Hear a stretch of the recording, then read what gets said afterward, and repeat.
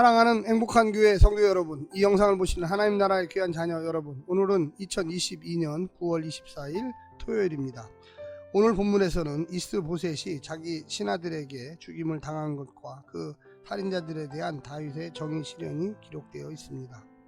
아브넬이 헤브론에서 죽었다는 소식은 이스보셋과 온 이스라엘에 두려움을 심어 주었습니다.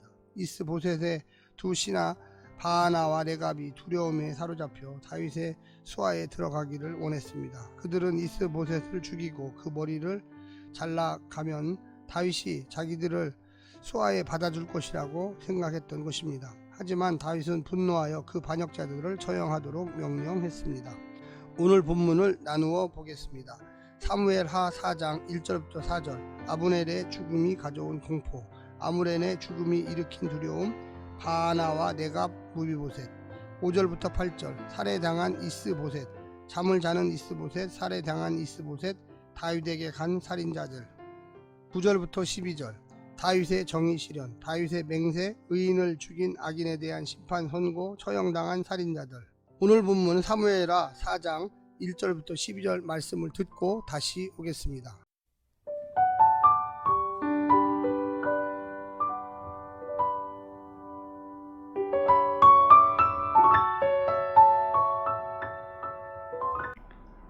사무엘하 4장. 사울의 아들 이스보셋은 아브넬이 헤브론에서 죽었다 함을 듣고 손에 맥이 풀렸고 온 이스라엘이 놀라니라. 사울의 아들 이스보셋에게 군 지휘관 두 사람이 있으니 한 사람의 이름은 바하나요 한 사람의 이름은 레갑이라. 베냐민 족속 부에롯 사람 림몬의 아들들이더라. 부에롯도 베냐민 지파에 속하였으니 일찍이 부에롯 사람들이 깃다임으로 도망하여 오늘까지 거기에 우거함이더라. 사울의 아들 요나단에게 다리 저는 아들 하나가 있었으니 이름은 무비보셋이라. 전에 사울과 요나단이 죽은 소식이 이스라엘에서 올 때에 그의 나이가 5살이었는데 그 유모가 안고 도망할 때 급히 도망하다가 아이가 떨어져 절게 되었더라. 부에롯 사람 림몬의 아들 레갑과 바하나가 길을 떠나 볕이 쬐을 때쯤에 이스보셋의 집에 이르니 마침 그가 침상에서 낮잠을 자는지라. 레갑과 그의 형제 바하나가 밀을 가지러 온 채하고 집 가운데로 들어가서 그의 배를 찌르고 도망하였더라. 그들이 집에 들어가니 이스보셋이 침실에서 침상 위에 누워 있는지라. 그를 쳐 죽이고 목을 베어 그의 머리를 가지고 밤새도록 아라바 길로 가 헤브론에 이르러 다윗 왕에게 이스보셋의 머리를 들이며 아뢰되, 왕의 생명을 해하려 하던 원수 사울의 아들 이스보셋의 머리가 여기 있나이다. 여호와께서 오늘 우리 주 되신 왕의 원수를 사울과 그의 자손에게 갚으셨나이다 하니, 다윗이 부에롯 사람 림몬의 아들 레갑과 그의 형제 바하나에게 대답하여 그들에게 이르되, 내 생명을 여러 환난 가운데서 건지신 여호와께서 살아계심을 두고 맹세하노니, 전에 사람이 내게 알리기를 보라 사울이 죽었다 하며 그가 좋은 소식을 전하는 줄로 생각하였어도 내가 그를 잡아 시글락에서 죽여서 그것을 그 소식을 전한 갚음으로 삼았거든. 하물며 악인이 의인을 그의 집 침상 위에서 죽인 것이겠느냐. 그런즉 내가 악인의 피 흘린 죄를 너희에게 갚아서 너희를 이 땅에서 없으이 하지 아니하겠느냐 하고 청년들에게 명령하매 곧 그들을 죽이고 수족을 베어 헤브론 목가에 매달고 이스보셋의 머리를 가져다가 헤브론에서 아브넬의 무덤에 매장하였더라.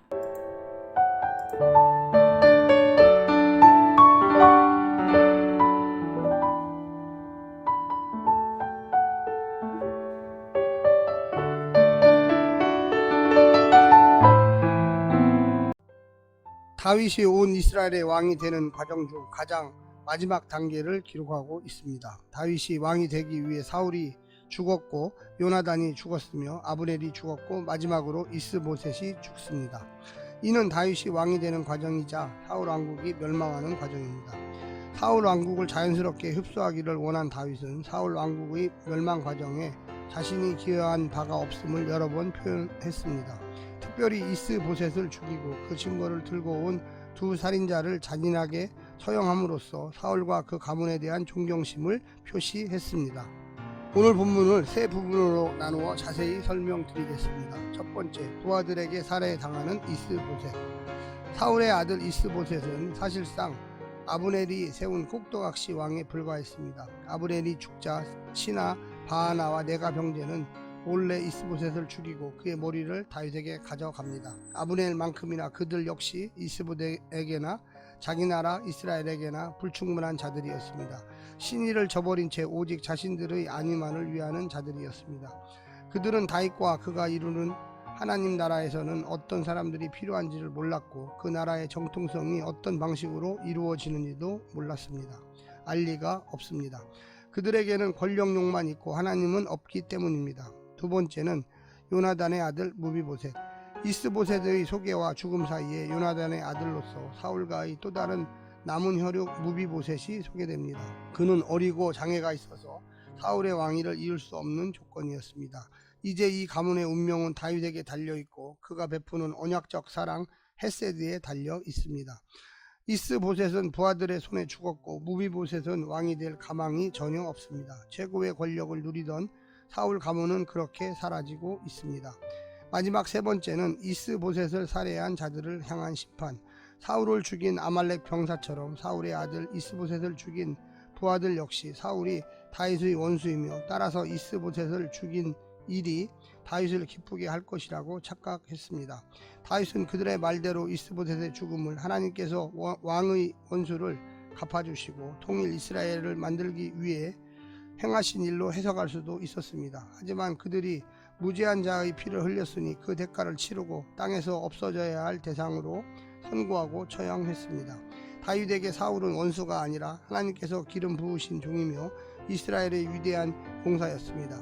다윗은 자신의 안전을 정치적 후원에 의존하지 않고 여러 환난에서 자신을 구원하신 여호와께 맡긴 사람이었습니다. 그에게는 결과만큼이나 과정과 방법이 중요했습니다. 어떻게 하든 왕만 되면 된다고 생각하지 않았던 것입니다. 사랑하는 성도 여러분, 오늘 하루도 하나님 말씀을 잘 생각하시고요. 우리가 일상생활 속에서 어떻게 행동을 해야 할까, 말을 해야 할까 잘 생각해 보시기를 부탁드립니다. 오늘 하루도 승리하십시오. 샬롬.